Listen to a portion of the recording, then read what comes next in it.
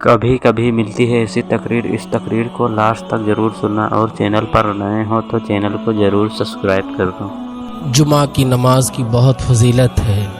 جب جمعہ کی نماز ہوتی ہے اور امام صاحب جو خطبہ پڑھتے ممبر پر، تو اس میں کہتے ہیں الحمدللہ الذی جعل یوم الجمعۃ سید الایام، تمام تعریفیں اللہ کے لیے جس نے جمعہ کو تمام دنوں کا سردار بنایا۔ جمعہ کا دن سارے دنوں کا سردار ہے، اور اس میں بہت بڑی فضیلت، بہت بڑی برکت ہے مومنین کے لیے۔ اور سنت یہ ہے کہ بندہ نہائے، ناخن تراشے اور بالوں میں تیل ڈالے اور اچھا لباس پہنے۔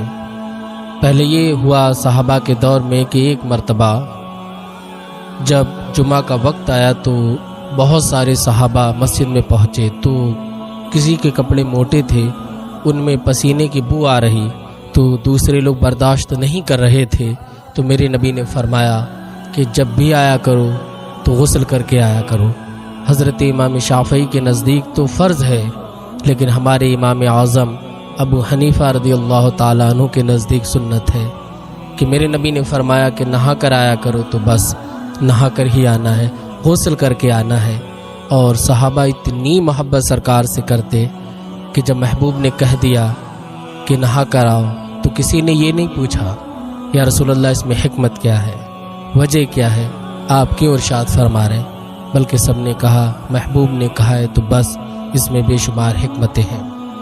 اب دیکھا یہ جاتا ہے کہ جب جمعہ کا دن آتا ہے تو بہت سے نمازی تو اذان کے بعد ہی مسجد میں داخل ہو جاتے ہیں اور پہلی صف کا انتخاب کرتے ہیں، پہلی صف میں بیٹھتے ہیں، اور یہ بہت بڑی سعادت ہے، بہت بڑی خوش بختی ہے۔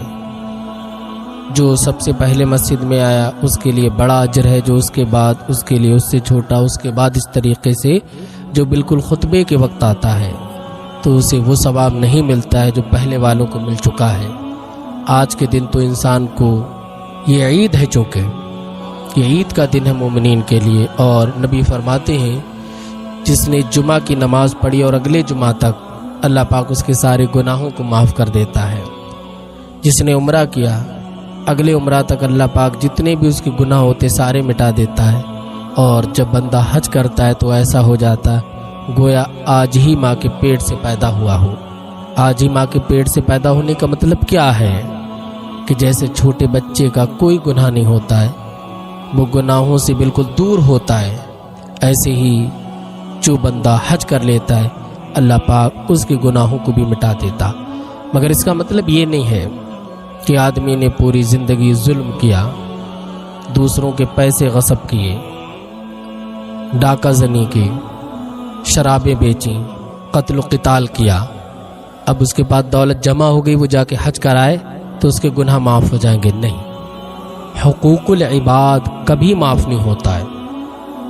جو حق بندوں سے تعلق رکھتا ہے وہ کبھی معاف نہیں ہوتا ہے۔ بندہ 1000 حج بھی کرائے تو ایک حج بھی اس کا قبول نہیں ہوگا جب تک جو جس کا مال لیا ہے اسے واپس نہ کر دے یا اس سے معاف نہ کرا لے۔ بہت سے لوگ سود کا کام کرتے ہیں، سٹے کا کام کرتے ہیں، حرام کام کرتے ہیں، ان کے پاس پیسہ آتا ہے، وہ امیر ترین ہو جاتے ہیں، پھر ان کے گھر میں ایک ایک آدمی حج کرتا ہے۔ کبھی ان کی بہو جا رہی بیٹے کے ساتھ، کبھی وہ خود جا رہے ہیں، کبھی چھوٹے چھوٹے پوتا اور پوتیاں جا رہی، اور غیر شادی شدہ ہے تو بھائی بہنوں کو بھیج رہے ہیں، والدین کو بھیج رہے ہیں۔ تو ایک ایک قدم پر گناہ ملتا ہے، اور یہ حج بھی قبول نہیں ہوتا، کیوں؟ یہ حرام کی دولت پر ہے، حرام کی۔ تو میرے بھائیوں، اپنے آپ کو حرام کھانے سے بچاؤ، حلال میں اللہ پاک نے برکت رکھی ہے۔ ابھی ایک صاحب سے ملاقات تھی تو وہ کہنے لگے کہ حضرت میں کبھی بھی کسی کے پیسے نہیں مارتا ہوں، میں یہ سوچتا ہوں کہ دینے والی ذات اللہ کی ہے، اگر میں اس کے ساتھ دھوکہ کروں گا تو میرے پاس دولت تو ظاہر ہی آ جائے گی، لیکن اللہ پاک اس دولت کو ختم کرنے پر قادر ہے۔ ان نے مرض دے دیا تو ساری دولت اس میں لگ جائے گی، اس لیے میں بچتا ہوں، مجھے خوف لگتا ہے۔ تو جب آدمی کے دل میں یہ چیز بیٹھ جائے کہ میرا رب ہی سب کچھ کرنے والا ہے، وہ احکم الحاکمین ہے، وہ مالک ہے، وہ رزاق ہے، تو بندہ پھر گناہ نہیں کرتا ہے، پھر وہ بچتا ہے۔ اور جمعہ کے دن کی فضیلت یہ ہے کہ بندہ جب اس دن مرتا ہے تو اللہ پاک اسے بخش دیتا ہے۔ اور جمعہ کے دن میں کثرت سے درود پاک مصطفیٰ جان رحمت پر پڑھو۔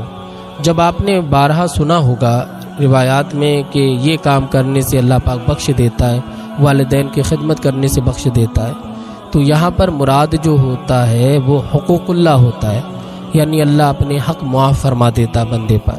اس کی ادا پسند آ گئی، اللہ پاک نے معاف فرما دیا، لیکن اللہ پاک حق جو بندوں سے تعلق رکھتے ہیں وہ کبھی معاف نہیں فرماتا ہے جب تک آپ اس بندے سے معاف نہ کرواؤ یا توبہ نہ کرو یا اس کا ادا نہ کر دو۔ یہ چیز بہت اہم ہے اور سوچنا چاہیے کہ جمعہ میں، رمضان میں، لیلۃ القدر کی